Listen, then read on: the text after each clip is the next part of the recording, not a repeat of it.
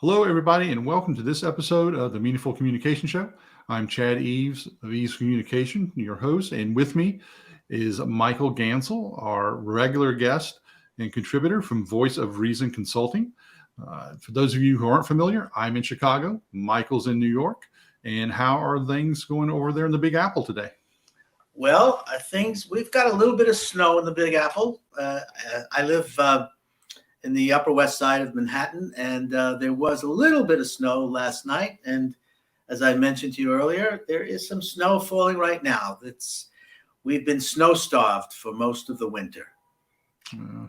I know we've gotten some here, not as much as we usually do, but we've gotten our fair share. We'll see if we get out of the rest of the winter without snow. We got about a month and a half to go, so we'll have to see. So today we're going to talk about customer experience, and you found a study with some interesting statistics on it as far as how that relates to companies and their brands and consumers and B2B. And we'll go ahead and kick off the conversation, look at some of this information and see what we think about it, where we think they might be spot on, maybe not quite there, how it relates to some of our experiences maybe. So what was one of the things that caught your eye right off the bat, Michael? Well, the very point here is that customer experience is driving business. And I guess over the last several years, we're all beginning to realize how important that customer experience is. And so this was a very interesting white paper by this company called Amplify, which does customer engagement, actually is a customer engagement platform and focuses on the customer journey. And they came up with a bunch of statistics that I thought would be interesting to see whether you and I agree or not. So I think one of the first things was they said that I guess they had done in these studies, they probably go out and they interview several hundred CEOs and people in a variety of industries and then come up with their statistics. And so they basically said in this a white paper that was done by IDC, 77% of brands believe that the customer experience is a key competitive differentiator. Right. Can we argue at that point? I think the interesting thing about this would be, is this something that they truly believe and stand behind? Or is it another one of these positions where, our employees are number one, but then do they make that investment, where they may believe it, but do they take action on it? What do they do to reinforce the customer experience versus, is it a dog and pony show, or is it something that they actually do? Well, that's an interesting point, because here's another stat that they say is that 86% of consumers would leave a brand after as few as 2 poor experiences. So that, I guess, puts what's the expression? I come up with a silly expression, but that's proof of the pudding, right? In the sense that literally almost 90% of your customers would leave after 2 poor experiences. Yeah. And, I think part of that is people have, so many choices, with the internet, obviously, as far as, finding, purchasing of goods, at least. And, I think people's expectations are higher, than they used to be, whether it's easier to return an item or just, just having that lower tolerance of poor service. Well, yeah, they actually point out that almost 50% of consumers have left a brand in the past year due to poor customer experience. So that's telling. Yeah, and it's expensive, for a company that doesn't maintain, customer experience, customer service. I had a recent experience with a company I've used for 10 years for household stuff, furnaces and everything else. And they did not provide a good service. They put the wrong piece in my furnace that caused it to break one very cold night here. And that compounded on top of some other stuff. And they lost a customer. People have options, and people, have, this expectation of things being done right. How do companies follow up on that? I think is the big question. Because like this company would always call when they were done to see how happy we were. After they screwed up on this, they didn't call to do a follow-up to see if I was happy or not. So it was almost like they didn't want to hear, what the answer was. And we know in everything, whether it's business, public speaking, whatever it is, feedback's so important. And the companies that want the better customer experience for their customers have to be willing to be accessible for that feedback. I think that's a big part of it, and why people probably leave. They don't feel like they're appreciated or that their concerns are heard. Interesting. I think you're right. I'm trying to relate this a little bit to the B2B world, and in terms of service companies that I work with. And so here's an interesting stat that I don't know if I agree with. It says 61% of consumers will pay at least 5% more if they know they'll get a good customer experience. I think it depends. I think if you start entering, the more the luxury market, different types of hotels or different types of services. And I think part of that's how does a business frame itself? Is a business, position itself as a commodity, in which case are really playing lowest price, or are they position themselves as, that luxury or high value experience? Like if we consider Apple versus Samsung, Apple positions itself as more of a premium brand versus, Samsung or, some of the other phone brands are more cost conscious. And, who do you want to do business with? Who do you get better support from if you have a problem? Apple, you can walk into a store and get help. Samsung doesn't have that feature to where you can walk in to get that support. And I think it just kind of, expands from there. It's if you have a problem, I think it's accessibility. I'm dealing with a company right now as a customer, and it's a fairly premium company, and I can't get a phone number. And they want me to fill out a form, and it's just like, I need to have a problem solved. And I think it's that accessibility, and that should be part of the premium experience. And maybe people are more willing to pay for that versus hitting their head up against a chat bot or something like that. Well, that's interesting. I work with clients in the B2B world. Mm-hmm. And so in the service that they provide, sometimes they've said, well, maybe we could offer a good, a better, and a best service and have a different prices for that. And I say that doesn't make any sense, because even if it's good, you still expect 100%. If it's better, you still expect 100%. Mm-hmm. And if it's best, you still want 100%. So it doesn't matter what you pay, low, medium, high, you want 100% service. Mm-hmm. And that means accessibility no matter what. So basically when I look at the differentiation of services, I don't really think that it's worthwhile to have people pay more or less on the quality. What they should be paying more or less is on the number of services that a company provides. So, if you have a premium service, it has X number of services. If you have then a gold level, which may be a little lower than premium, it's fewer services. And then if you have a silver, then that's even less services. But no matter what number of services you provide, it always has to be 100%. It always has to have a level of accessibility. It has to. Yeah. Oh, I think you can actually get yourself in a lot of trouble, though, too, if you do start delineating by that service level, by what you're providing, because you can fall into this trap of, so you're not giving me the best, or maybe you're giving me less as you go up in price or up in tier because you're doing the work, but are you doing it to the same commitment level or service as you're doing the other stuff? Because you're still doing something. So what justifies, that higher price level? And what justifies the higher price is additional number of services. Right, but not the service level itself. Right, exactly Yeah, what I'm saying. exactly. Always Yep. 100%. And Yep. no matter what you pay, no matter what you pay for a service, you still want 100% of what you're paying. No question. Yep. And that's usually the issue. So here's speaking of that, and you were talking about accessibility.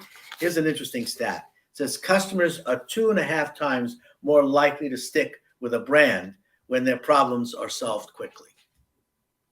So accessibility is certainly one, which goes to how quickly can you solve your problems. So Chad, you're going to stick with this company that you're dealing with that you can't even get a telephone number? Uh, through this one engagement, yes, probably. I'm actually did get someone I'm having a phone conversation with tomorrow afternoon. So that's something I'm definitely going to bring up with them. How responsive are they going to be? From their perspective, they're actually they're a big enough player to where they may not care. And if that's the case, that the next time I go around looking for this type of a vendor, they will probably fall down in the list as far as how desirable are they to do business with it. If we look at doing the business to business relationship, no one wants to be taken for granted. And regardless of the size of your business or the size of your investment, if you're like a very small sole proprietor and maybe you paid $1,000 for some service, that's no less of an emotional investment of a bigger company dropping 80 grand. They both want to be treated with respect, and they both want to feel like they're being heard and that they matter as a customer. And I think when they don't feel like they matter, that's when you start seeing the churn. Like they have some churn numbers down here as well. And, it's not cheap, when you start losing customers and having to replace them. Yeah. So just to want to take that another perspective of what you're saying. You're a small business and you're looking to a service provider. You have a small company that can deliver you the service, and you have a big company that can deliver the service. Now you have a choice. Now the issue is the small company, you're concerned, do they have the capacity to give you the service that you want? Mm-hmm. The big company, will they pay the attention that you want, because you're just a small company and they're a big company? So will they give you the attention you're looking for? It's an interesting balance in terms of choosing whether to work with a small company or work with a big company. One would assume a big company will have all the resources, but one often finds out that they won't pay any attention to you because your business isn't really big enough. On the other hand, one assumes that a small company may not have the resources, but on the other hand, they may be so dedicated to providing the service because they want more business, they will give you the service you're looking for. Interesting challenge when you make the decision. If you are in your business or in my business, if we're looking for people to provide us with a level of service. Well, and we can also get that experience between different big companies like UPS and FedEx.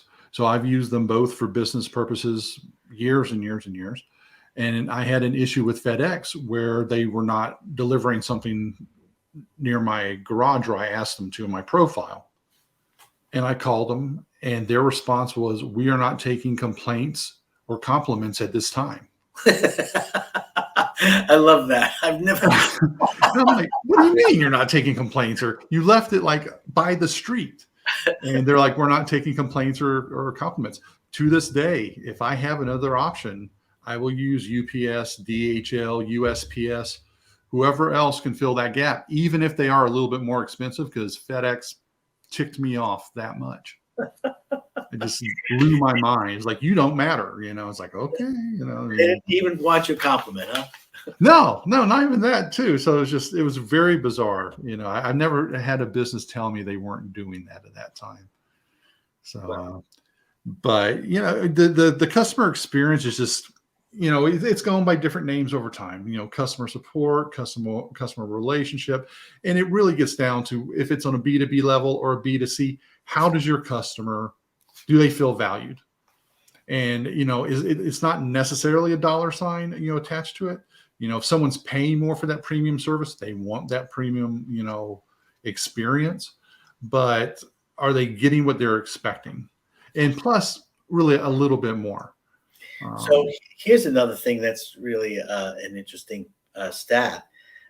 Goes to what you're talking about. Is it says 46% of consumers will abandon a brand if employees are not knowledgeable. Mm-hmm. So the first thing is getting a real live person on the phone. Yep.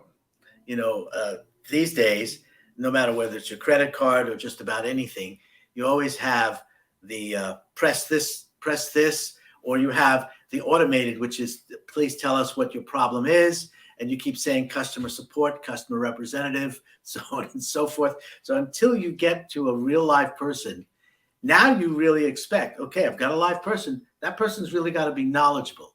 And if they're not, you really have to, how would I say, become very psychological on how to get what you need, right? Well, it's become like this giant smelly onion. How many layers do you have to pull back? And I think that's really the advantage. And I think that's one of the things that small businesses, where do you manage that being accessible with what you're doing otherwise? Is it being accessible? Like all my clients have my cell phone number. I will pick up that call unless I'm in a meeting or something like that, and return their call promptly. Or is it worth making the investment in a receptionist or a phone service, or something along those lines? But my dog is piping in. She thinks everybody should be answering their phone. That's what she says today. But it's like, is it worth making that investment for a small business, or what do you think about that, Michael? Well, I think it depends on the business and setting expectations. If you're a consultant, and as I am, I don't expect a client to call me at 10 o'clock in the evening and expect me to pick up the phone. And I don't expect them, if they send me an email at 10 p.m., to expect that I'm going to respond at 10 p.m. because they've sent me that email or text. Now, on the other hand, if I am available, I might respond certainly to an email, because I'll go on emails late at night. But, my partner thinks that that's not the right thing to do, because that's giving them an expectation that they can reach me 24/7. And I'm not in an emergency oriented business. So business, for that matter, then is 5 days a week from 8 to 6 or, thereabouts. So it's an interesting balance in being a small business owner as a service provider consulting as to how available one should be. However, if somebody sends me an email or a text or has a question at 10 o'clock at night, you better know that at 9 o'clock in the morning or 8 o'clock in the morning when I start my day, they will be the first person that I respond to. Now, on the other hand, if you're a managed service provider or, where emergencies are important, you have set the expectation that you will provide 24/7, you need to have that. Now, I know managed service providers out there that only do 9 to 5 days a week.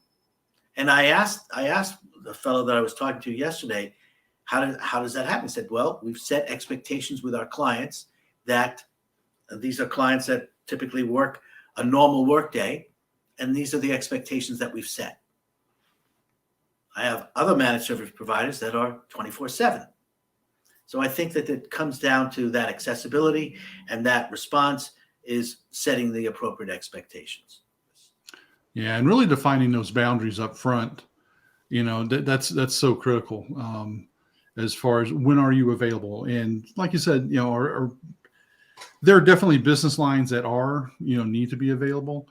I think one of the other challenges can be where are your customers? So I have customers across different time zones, and I will set hours, when we basically can work and touch base and stuff like that. But it's setting that up front. But also, another aspect is, if you get a customer, it's kind of abusing it too. Even if they're calling within business hours, are they kind of, calling too much, calling about things that aren't really, within scope and things to that matter. So I think that's actually a mistake a lot of new business people make, in that they always want to be available. They always want to be there to solve the problem and something like that, versus they're actually devaluing, their worth and their time.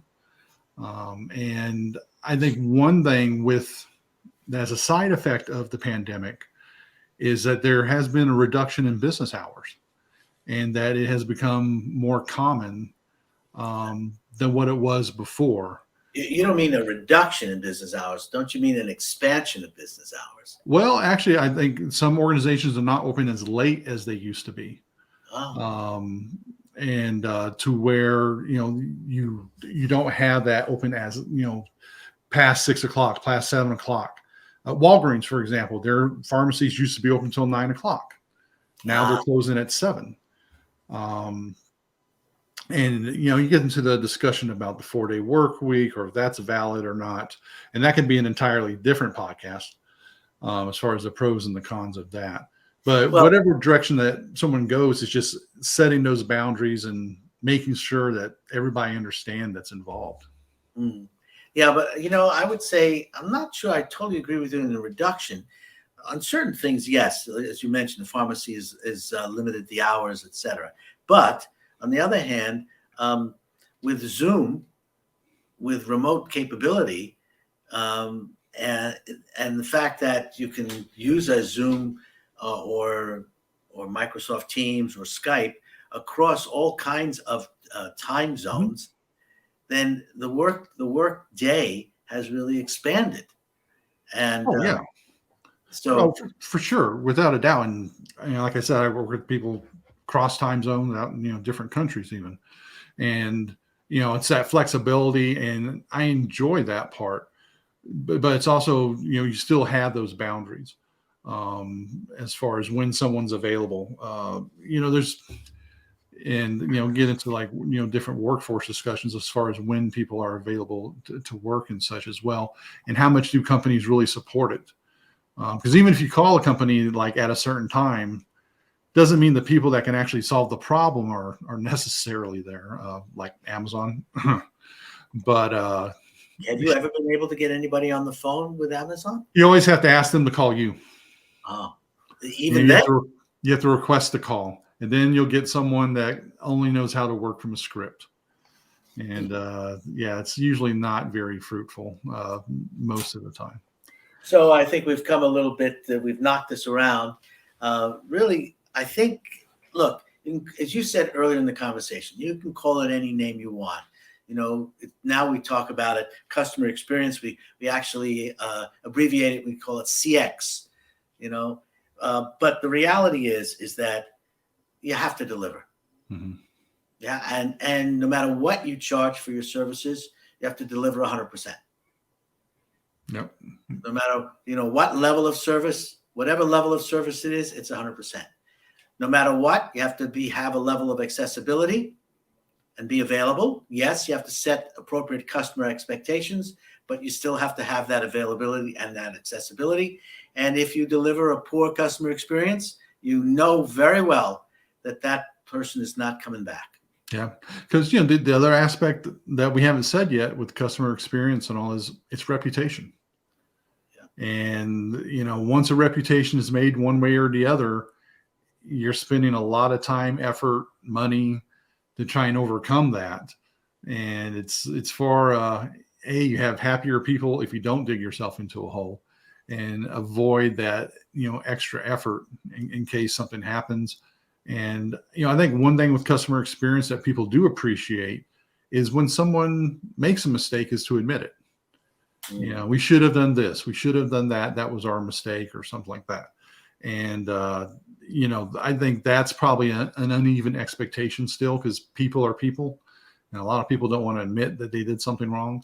But I think when people do, I think that strengthens a company's CX experience. That's true. And look, from a sales perspective, what people don't realize is churn losing customers is actually the thing that hurts a business most. We all want new clients, new business, new customers, but the easiest thing is to keep your customers and sell them more. And if you have too much churn, you don't have that opportunity. No, and you're always reestablishing the relationships. You're always having to, get that initial trust factor.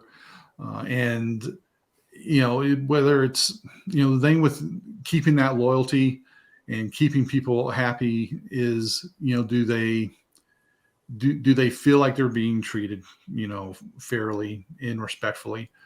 And even if you have a situation where you might not see something eye to eye, if you take the time to talk through it with them or explain it, I've seen situations where I thought people would never talk to each other again. And, someone, took the step forward to, kind of highlight, well, this is what's going on. This is that. They ended up continuing doing business together because they were able to talk it through versus everybody just storming off. I think probably 85, 90% of the time people tend to storm off, when they're not happy, unfortunately, unless they're the only game in town. But these numbers are really interesting, Michael. I'll put this link to this in the show notes so that people can see that as well. And if someone wants to follow up or get in touch with you, how can they do that? Oh, thank you for asking. It's M. Gansl at voiceofreasonconsulting.com, or you can find Michael Gansl on LinkedIn. And those are the best ways to find me. All right, Michael. And my contact information will be in the show notes also. And thank you as always. If you have any questions, put them in the comments. We do read them. And we will be back in the near future with another topic. Take care, stay healthy, and be prosperous, everybody. Take care. Bye-bye.